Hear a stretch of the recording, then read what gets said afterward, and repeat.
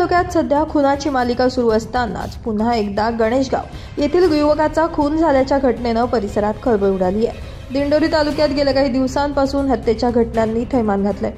तालुक्यातील ननाशी येथील खुनाची घटना ताजी असतानाच आज पुन्हा एकदा गणेशगाव येथील शेतकरी असलेला युवक ज्ञानेश्वर उत्तम पिंगळे वय 40 अज्ञात इसमाने याचा खून करून शेतातील घरासमोरील चारीत रात्रीच्या वेळी टाकून दिले।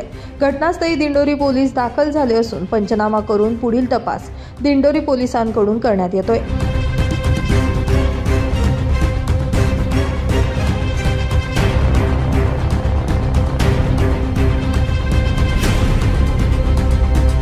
सागर मोर, नाशिक माझा न्यूज, दिंडोरी।